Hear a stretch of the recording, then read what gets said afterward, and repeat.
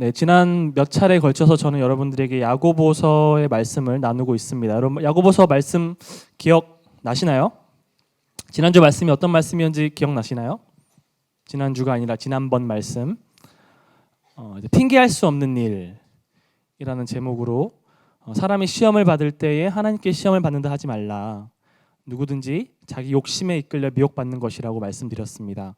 그래서 우리가 어떤 상황에 어떤 어려움에 처할지라도 그 외부적인 상황에서 함께 오는 고난 가운데 함께 오는 그 내적인 죄에 대한 유혹들, 그 유혹들에 걸려 넘어지고 죄를 짓게 되는 것은 하나님을 탓할 수도 없고 다른 이들을 탓할 수도 없는 오직 나의 욕심으로 인한, 나의 죄악으로 인한 죄라고 말씀을 드렸었습니다.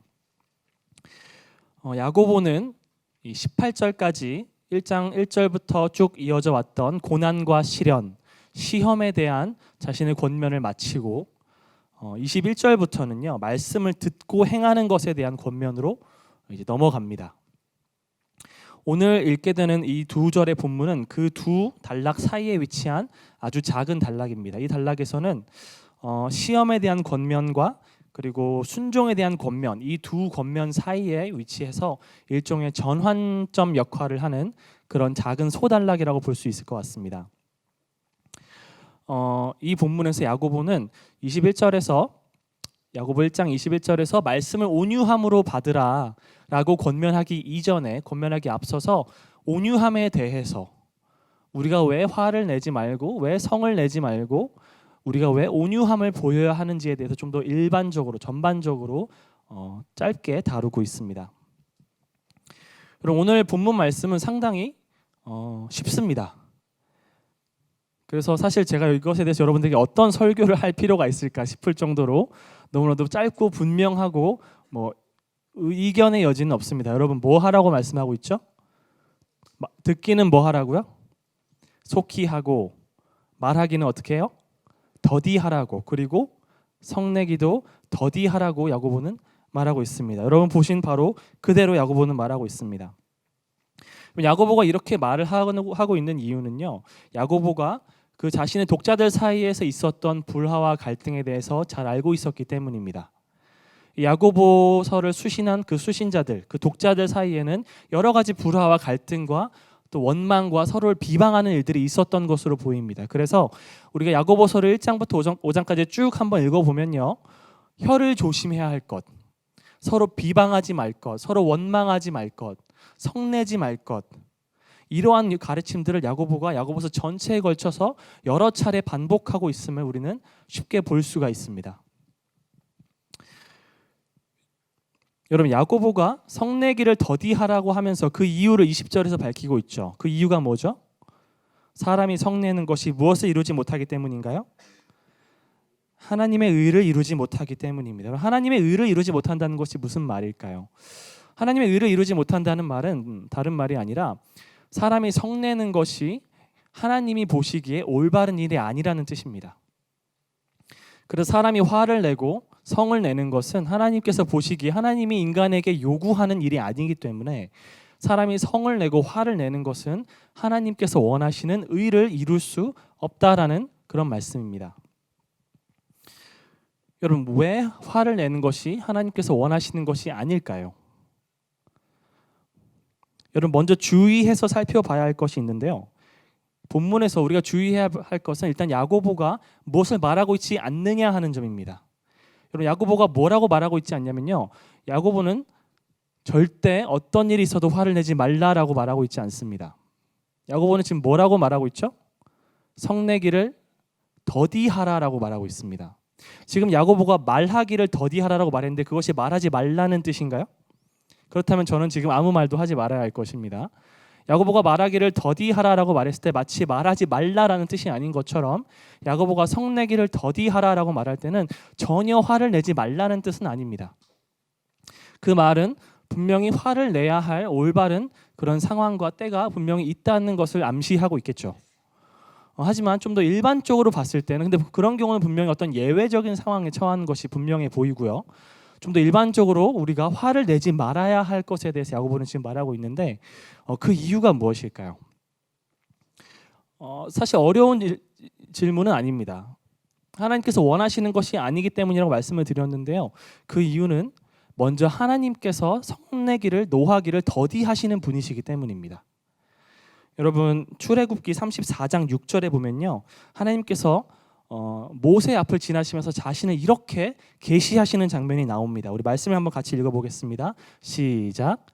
여호와께서 그의 앞으로 지나시며 선포하시되 여호와라 여호와라 자비롭고 은혜롭고 노하기를 더디하고 인자와 진실이 많은 하나님이라. 우리 시편 103편 8절도 한번 읽어보겠습니다. 시작. 여호와는 긍휼이 많으시고 은혜로우시며 인자하심이 풍부하시도다. 그럼 방금 살펴본 그 두 본문 말고도 하나님께서 노하기를 더디하시는 분이시다, 하나님께서 성내기를 더디하시는 분이시다라는 말씀은 성경에 매우 자주 나옵니다.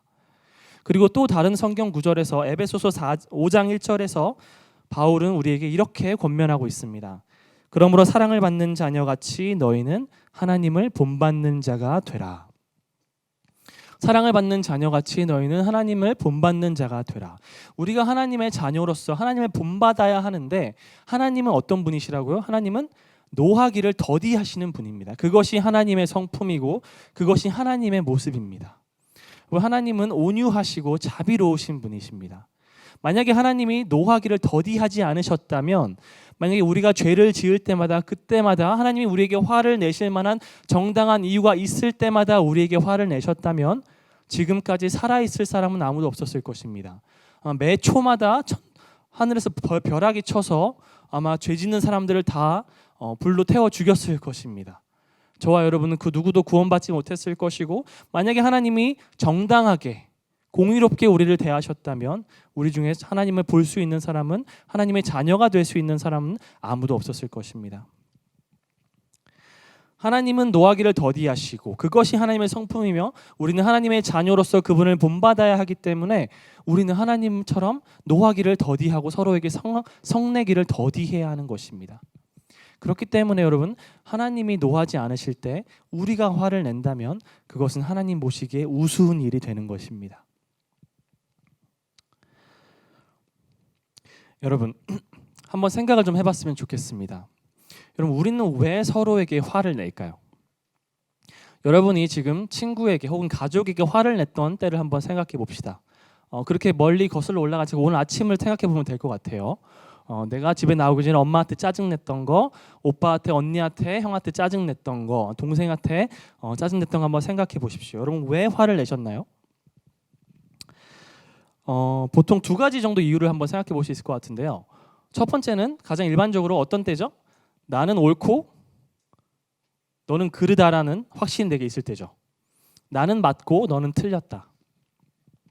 나는 맞고 너는 틀렸기 때문에 내게 화를 낼 만한 정당한 이유가 있다. 첫 번째 이유인데요.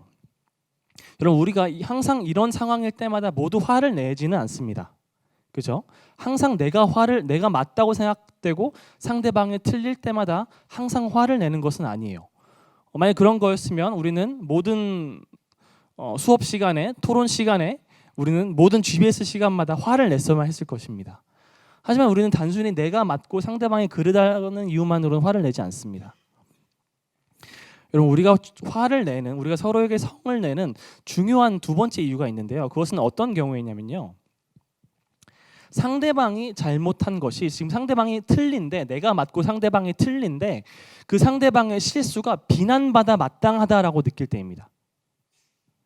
단순히 나는 옳고 상대방은 틀리다가 아니라 상대방은 그 틀린 것으로 인하여서, 그 잘못한 것으로 인하여서 비난받기에 합당하다라고 내가 느낄 때입니다.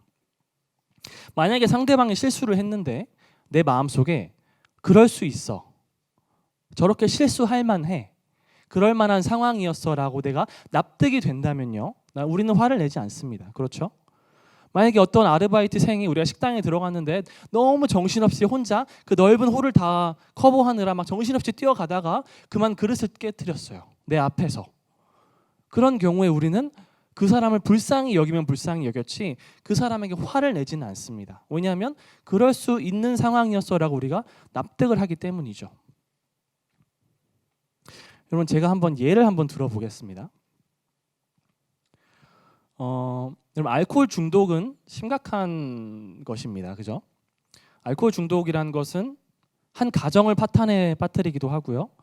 알코올에 중독된 사람이 그 알코올의 영향 아래 다른 사람을 해를 끼치거나 다른 사람에게 씻을 수 없는 그런 잘못을 저지른 경우들이 상당히 많습니다. 그래서 알코올 중독자들은 일반적으로 사회에서 손가락질을 당하고 비난을 받습니다. 근데 여러분, 알코올 중독자들이 절대로 비난받지 않고 그 누구도 그들에게 화를 내지 않는 곳이 있어요. 그곳이 어딜까요? 여러분, 그 알코홀릭스 어너니머스라고 하는 AA라고 하는 알코올 중독자들을 위한 치유 모임이 있습니다. 이곳은 어떤 곳이냐면요, 알코올 중독에 빠진 사람들이 나는 내 스스로 내 힘으로 알코올 중독에서 벗어날 수 없어.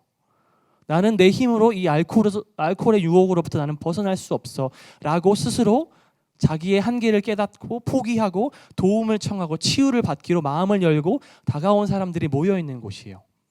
그래서 여기에는 알코올 중독으로 씨름하고 알코올 중독으로 인해서 힘들어하는 사람들이 모여서 서로를 격려해주고 서로의 서포트 그룹이 되어주고 함께 그룹 테라피를 진행하면서 자기의 실수도 나누어주고 자기의 경험담도 나누어주고 서로 격려해줍니다. 여러분, 이런 곳은 어떤 곳이에요?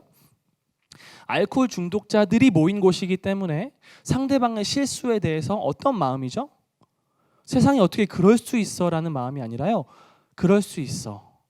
나 너의 실수에 나는 충분히 공감해. 나는 너가 왜 그랬는지 잘 알고 있어. 나도 그랬었어.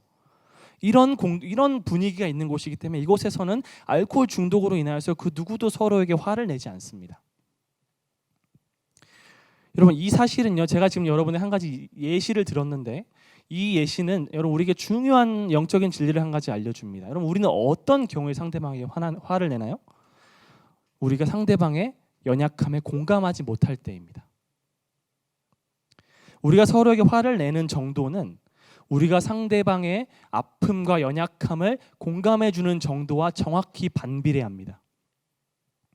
무슨 말이냐면요, 우리가 상대방에게 서로에게 화를 낼 때 도대체 나에게 왜 그랬어? 너 어떻게 나한테 그럴 수 있었어?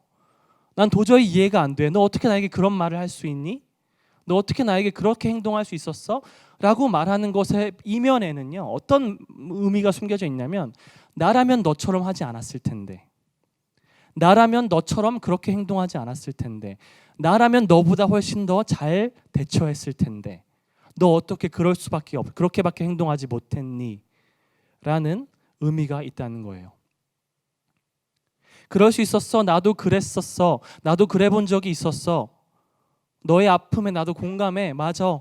나도 그런 때가 있었었어가 아니라 너 어떻게 나에게 이런 행동을 할 수가 있었니? 난 도저히 너의 그 행동이 이해가 되지 않아. 이 의미가 담겨 있을 때 우리는 화를 내게 된다는 거예요. 여러분, 어떤 공동체를 가보면요, 그런 사람들이 있습니다.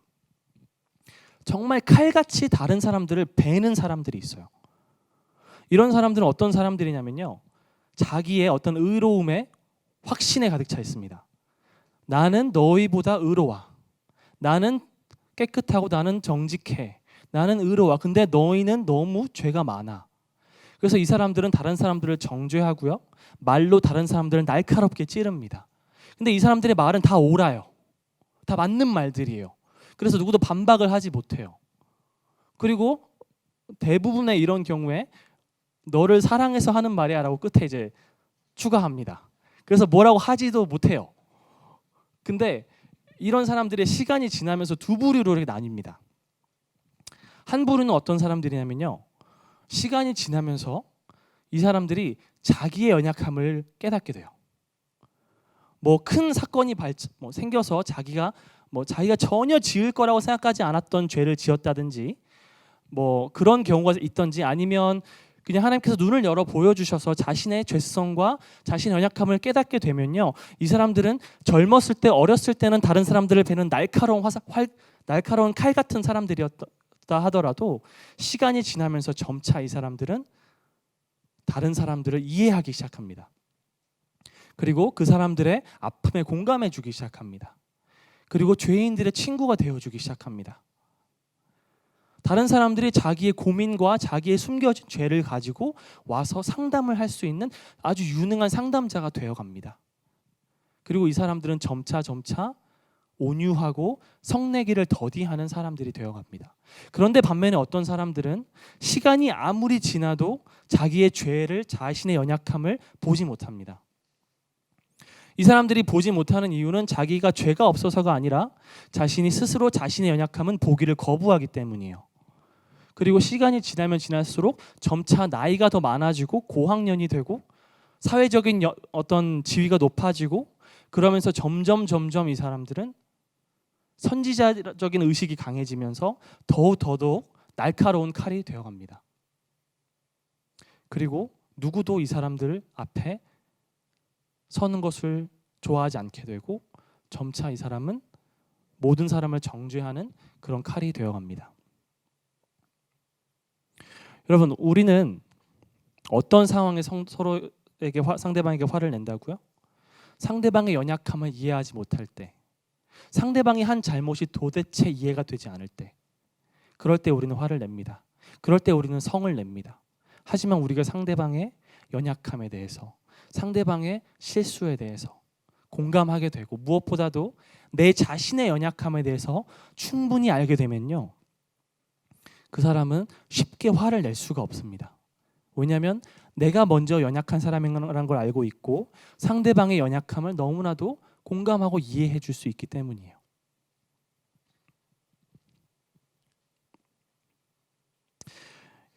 사랑하는 드림의 공동체 여러분, 이 차이가 어디로부터 오는 거라고요? 자기의 연약함에 대해서 먼저 아파하는 사람, 자신의 죄에 대해서 먼저 아파하는 사람은 다른 사람의 아픔을 이해해 줄 수 있습니다. 다른 사람의 어떤 큰 죄보다 내 작은 실수, 내 작은 죄가 더 그걸로 인해서 아파하는 사람, 그것으로 인해서 더 괴로워하고 더 고통스러워하는 사람, 마치 시인 윤동주의 고백처럼 그 작은 바람 하나에도 괴로워하는 사람. 왜 나는 이럴까? 왜 나는 이것밖에 하지 못할까? 하나님 앞에서 늘 자신의 연약함에 대해서 아파하고 늘 자신의 죄에 대해서 괴로워하고 하나님께 기도하고 매달리는 사람은 다른 사람에 대해서 쉽게 성내지 않습니다.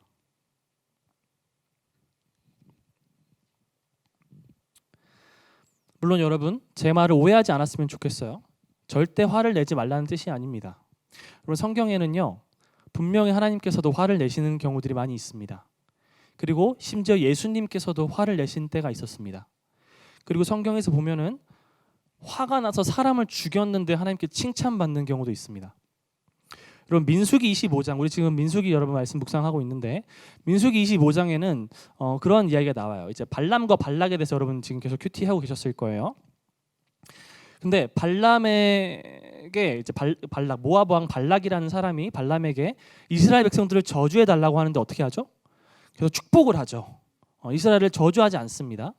그러자 이제 발락 왕이 이스라엘을 저주하는 것이 안 된다라는 것을 깨닫고 방향을 바꿉니다. 어느 쪽으로 방향을 바꾸냐면요, 이스라엘을 점술로 저주하는 쪽에서 그들을 성적으로 유혹해서 타락시키는 쪽으로 방향을 바꿉니다. 아주 똑똑한 선택이었죠. 그래서 어떻게 돼요? 그 모압 여인들이 이스라엘 백성들을 성적으로 유혹합니다. 그리고 이스라엘 백성들은 모압 여인들과 함께 음행을 저지르면서 이방 신에게 우상을 섬기고 제사를 드리면서 하나님의 진노를 사게 됩니다. 그래서 하나님께서 모세를 통하여서 그 범죄한 자들을 다 죽이라고 말씀하십니다. 근데 그때 모든 백성들이 그 하나님의 심판으로 인하여서 하나님의 그 진노하심으로 인하여서 슬퍼하며 울고 있는 그때에 어느 한 이스라엘 사람이 다 울고 슬퍼하며 지금 상황이 되게 지금 심각한데 갑자기 이방 여자를 데리고 딱 나타난 겁니다. 그리고 자기 장막으로 들어가는 겁니다. 가뿐 싸였겠죠. 분위기 아주 싸해졌어요. 다들 어떻게 해야 할 줄 모르고 쟤 뭐지 하는 그런 상황에 있었을 거예요. 그때 한 사람이 일어납니다. 그 사람의 이름은 비느하스입니다. 비느하스는 그 사람을 따라 들어가서 그 장막으로 들어갑니다. 그리고 창을 들고 그 두 사람을 허리를 관통해서 꿰뚫어 죽입니다. 그리고 하나님께서 비느하스에 대해서 이렇게 말씀하십니다. 민수기 25장 11절부터 13절까지의 말씀을 제가 읽어드릴게요.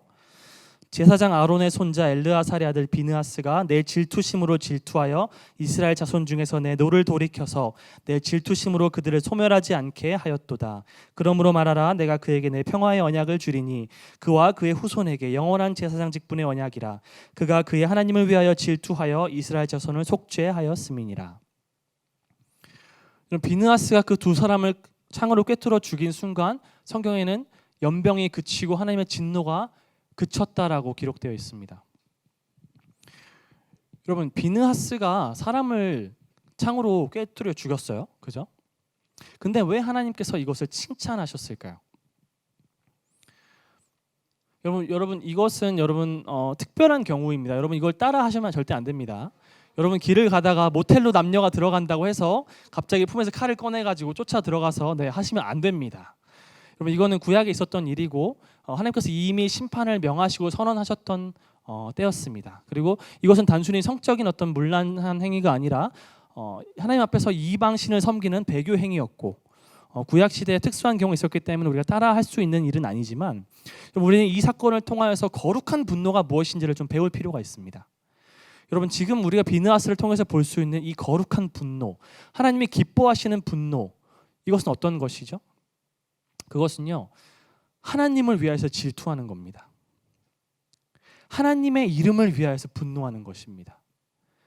하나님의 뜻이 이 땅에서 이루어지지 않는 그 불순종의 모습을 보며 하나님을 슬퍼하게 하는 것들로 인하여서 내가 함께 슬퍼하고 하나님을 분노하게 하는 것으로 인해서 내가 함께 분노하는 것입니다.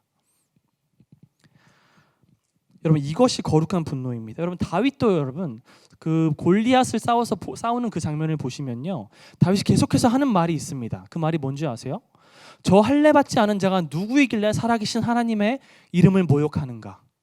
이 말을 다윗이 계속해서 반복합니다. 저 할례 받지 못한 자가 누구이길래 감히 살아계신 하나님의 이름을 모욕하는가? 여러분 다윗은 그 골리앗이 하나님의 이름을 모욕하는 것을 견디지 못했습니다. 하나님의 이름을 위해서 질투했습니다. 예수님도요, 이런 동일한 거룩한 분노로 성전에서 매매하는 자들을 내쫓으시고 성전을 청결하게 하셨던 거예요. 여러분 거룩한 분노, 성경에서 말하는 화를 내도 되는 때와 상황은요, 내 욕심과 내 야망, 내 명예, 내 이름이 손실을 입었을 때 내가 화를 내는 것을 말하는 것이 아닙니다. 성경에서 말하는 화를 내도 되는 올바른 때는요, 하나님의 이름이 모욕을 받을 때, 하나님의 이름이 거룩히 여김을 받지 않을 때, 우리가 목숨보다 소중히 여기는 그 하나님의 영광이 훼손될 때, 그 하나님의 이름을 위하여서 우리가 질투하는 것이고 하나님과 함께 분노하는 것, 그때 우리가 거룩한 분노로 분노할 수 있는 것입니다. 여러분 이러한 분노로 분노하시길 바랍니다. 여러분의 삶 속에 있는 죄를 보시고 분노하시길 바랍니다. 여러분 이 땅 가운데 가득한 하나님의 이름을 모욕하는 모든 행위들에 대하여서 분노하시길 바랍니다. 여러분 사람을 미워하는 것이 아니라 여러분 이 땅 가운데 하나님의 하나님 되심을 인정하지 아니하고 스스로 자기의 이름을 높이고 스스로 마치 자신이 하나님인 것처럼 스스로 자기의 판단의 기준이 되고 자기 인생의 주인이 되는 이 사회에 대해서, 이 세상에 대해서 여러분 아파하시고 함께 하나님과 함께 분노하시길 바랍니다. 근데 우리가 이렇게 분노할 때가 얼마나 되겠습니까? 우리가 화를 내는 99.9%의 상황들은 하나님을 위해서 분노하지 않습니다. 자기 자신을 위해서 분노합니다. 내가 입은 피해, 내가 입은 이 모멸감, 내 이름의 명예가 먹칠을 당했을 때, 내가 화가 날 때, 내가 열받을 때, 누군가 나를 짜증나게 할 때 우리는 화를 내지 않습니까? 여러분 99.9% 우리는 우리 이름으로 인하여서 화를 내기 때문에, 그래서 야고보는 성내기를 더디하라라고 우리에게 권면하고 있는 것입니다.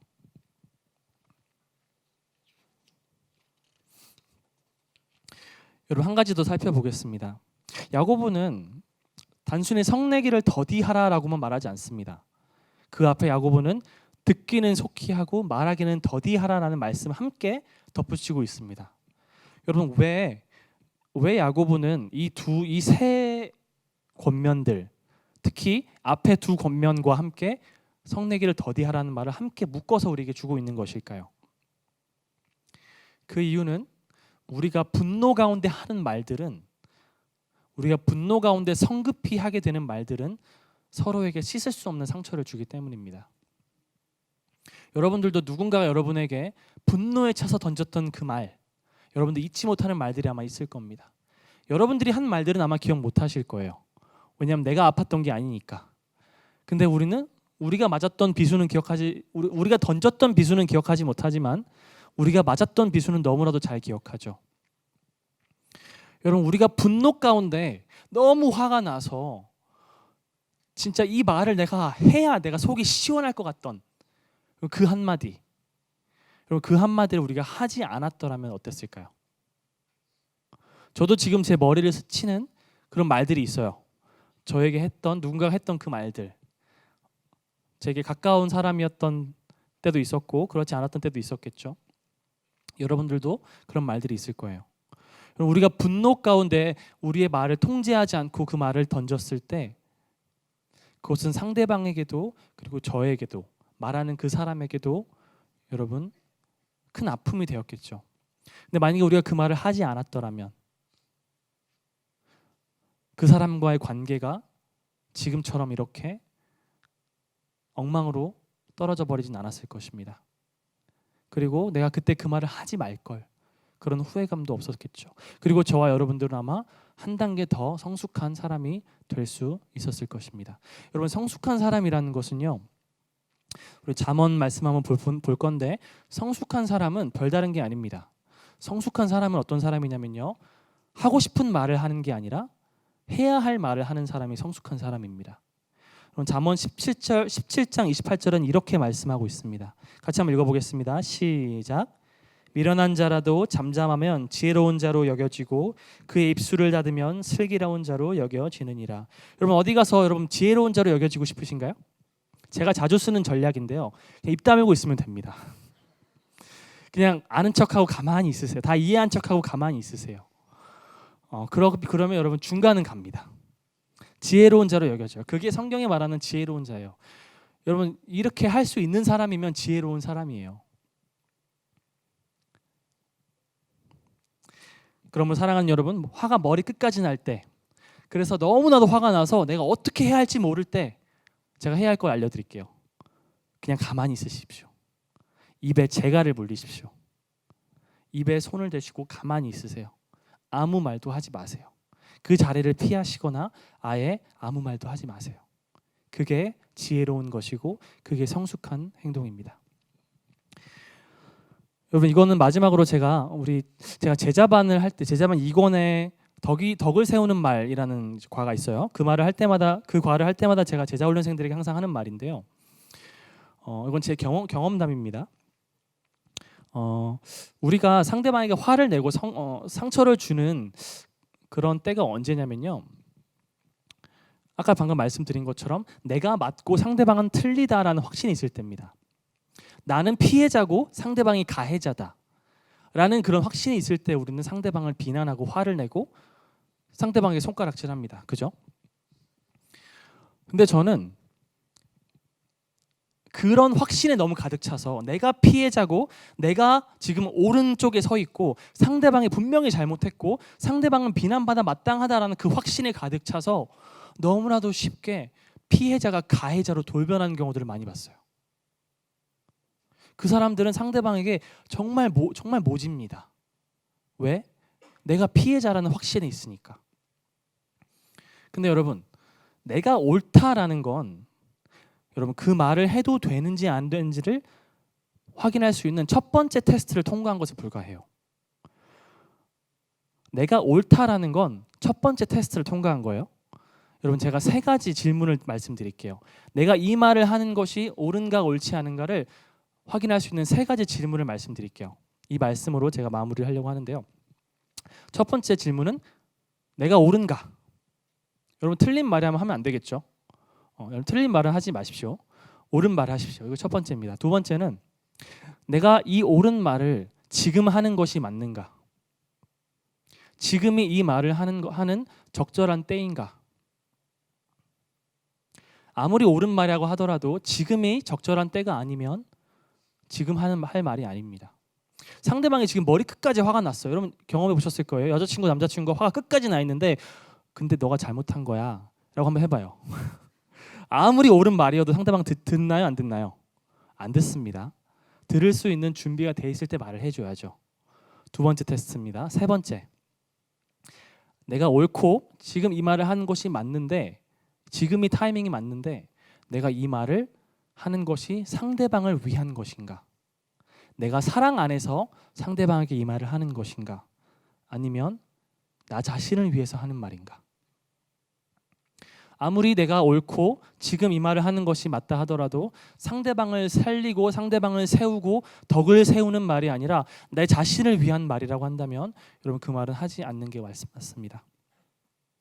상대방을 살리고 상대방을 세우는 사랑의 말을 할 때 그 말이 덕을 세우는 말이 되는 것입니다. 이런 말씀을 마무리하려고 합니다. 오늘은 좀 본문도 좀 짧고 우리에게 상당히 직설적으로 말씀하고 있는 말이기 때문에 설교가 좀 짧은데 말씀을 요약하도록 하겠습니다. 여러분, 우리는 언제 서로에게 화를 내나요? 상대방의 아픔을 공감하지 못할 때, 상대방의 연약함을 공감하지 못할 때 우리는 화를 냅니다. 그러므로 여러분, 진짜 온유함은 자신의 죄를 알므로부터, 나의 연약함을 스스로 먼저 알므로부터 옵니다. 그때 상대방의 연약함에 공감해 줄 수 있기 때문이에요.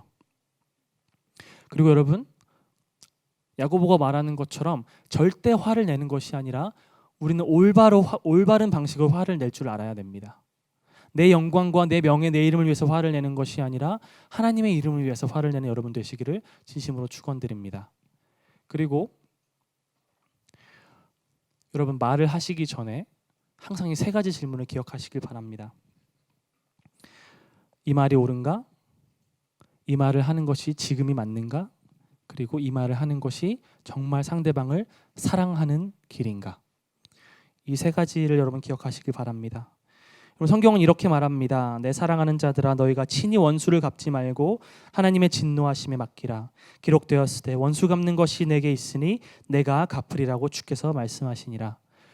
여러분 중에 억울한 상황에 있고 너무 화가 나 있는 사람이 있을지라도 여러분의 분노를, 여러분의 억울한 것을 하나님께 맡기십시오. 그때 하나님이 여러분들을 신원하여 주시고 여러분의 모든 억울한 것들을 여러분 씻어 주실 것입니다. 원수 갚는 것을 스스로의 손에 잡지 마시고 하나님께 맡기시고, 야고보의 권면처럼 듣기는 속히 하고 말하기는 더디하며 성내기도 더디하는 우리 모든 드림의 공동체 되는 여러분 되기를 진심으로 축원드립니다. 아멘. 함께 기도하겠습니다. 오늘 주님 주신 말씀으로 우리 함께 기도했으면 좋겠습니다. 오늘 말씀은 그 누구에게도 예외가 될 수 없는 말씀입니다. 우리 모두 서로를 미워해봤고 서로에게 화를 낸 적이 있습니다. 날카로운 칼처럼 상대방의 마음을 베고 상대방에게 화를 내고 마치 나는 깨끗하고 의로운 사람인 것처럼, 마치 나는 그 죄를 한 번도 지어본 적이 없는 사람인 것처럼, 마치 나는 절대로 그런 죄를 짓지 않을 것처럼 상대방을 비난하고 상대방에게 화를 낸 때가 참으로 많았습니다. 하지만 성경은 주님께서는 노하기를 더디하시는 분이라고 말씀하십니다. 성내기를 더디하시며 인자와 자비와 긍휼하심에 충만하신 하나님이라고 말씀하십니다. 하나님이 우리에게 인자와 자비가 충만하셨기 때문에 우리가 구원을 받을 수 있었습니다. 우리가 하나님의 자녀가 될 수 있었습니다. 여러분, 이 사실을 우리가 분명히 안다면 우리가 어찌 형제에게 화를 낼 수 있겠습니까? 어찌 서로에게 노할 수 있겠습니까? 이 시간 주님께 기도했으면 좋겠습니다. 주님, 우리의 죄를 용서하여 주옵소서. 이웃을 미워하고 정죄하고 판단하고 화를 냈던 하나님, 내 교만을 깨닫습니다. 하나님, 나의 죄를 용서하여 주십시오. 회개합니다. 하나님, 우리를 변화시켜 주시고 하나님, 주님 말씀처럼 말하기는 더디하고 하나님 듣기는 속히 하며 성내기도 더디하는 우리 모두가 되게 하여 주시옵소서. 거룩한 분노로 비느하스처럼, 예수님처럼, 다윗처럼 하나님 주님의 이름으로 주님을 위하여서 분노하는 주님의 신실한 드림이 공동체 다 될 수 있도록 역사하여 주시옵소서. 하나님, 말에 덕을 세우며 그 말로 서로를 세워가는 우리 드림이 공동체 될 수 있도록 우리를 인도하여 주시옵소서. 이 시간 주님께 우리 각자의 말로 간절히 고백하며 기도하며 나갔으면 좋겠습니다. 기도합시다.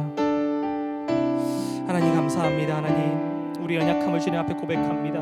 하나님, 우리는 죄인입니다. 하나님, 이웃을 미워하고 성내고 분노했던 우리를 용서하여 주옵소서. 하나님 그때마다 하나님 내 교만과 하나님 내 죄가 주님 앞에 얼마나 우스웠을지, 얼마나 주님 보시기에 우스꽝스러웠을지 하나님 정말 회개하며 용서를 구합니다. 하나님 이제 우리에게 주님 마음을 주시옵고 하나님 주님의 마음을 깨닫게 하여 주셔서 하나님 서로를 정말 주님의 마음으로 볼 수 있게 도와주시고 하나님 각자 주님 앞에서 얼마나 큰 긍휼하심으로 구원을 입은 자인지 스스로 깨닫게 하여 주셔서 하나님 정말 서로를 품어주고 주님 정말 하나님 큰 나무처럼 큰 바다처럼 하나님 모든 사람들을 품어주고 하나님 정말 그들을 위로해 줄 수 있고 그들을 세워줄 수 있는 하나님 지혜롭고 성숙한 자들 다 될 수 있도록 우리 주님의 공동체를 붙잡아 주시고 세워 주시옵소서. 하나님 각자 주님 듣기는 속히하고 말하기는 더디하고 속내기는 더디하라고 말씀하셨습니다. 하나님 우리가 주님의 의를 이루기를 원합니다. 하나님 우리 가운데 예수 그리스도의 마음을 주시고 하나님 성숙하고 지혜로운 주님의 자녀를 될 수 있도록 인도하여 주시옵소서. 하나님 우리 가운데 분노로 인하여서 하나님 마귀와 틈을 타지 않도록 우리 공동체를 지켜주시옵소서. 우리가 서로에게 분노하고 화를 낼 때 우리의 관계가 깨어지고 이 공동체에 어려움이 닥칠 것을 주님 우리는 잘 알고 있습니다. 하나님 우리 가정에서 또 우리가 가장 친밀한 그 관계에서 하나님 우리가 얼마나 쉽게 정말 가까운 사이인 만큼 쉽게 화를 내고 분노하고 하나님 그렇게 정죄했었는지요. 하나님 우리를 용서하여 주시옵소서.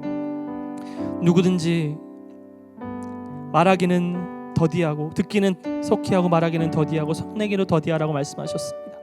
사람의 성낸 것이 하나님의 의를 이루지 못한다고 말씀하셨습니다. 하나님 우리가 주님의 말씀에 순종하여서 각자 서로를 불쌍히 여기고 하나님 귀히 여기며 그렇게 주님의 말씀으로 주님의 말로 세워가며 덕을 세워갈 수 있는 우리 모든 드림의 공동체 될 수 있도록 역사하여 주시옵소서. 감사드리며 예수님의 이름으로 기도드립니다.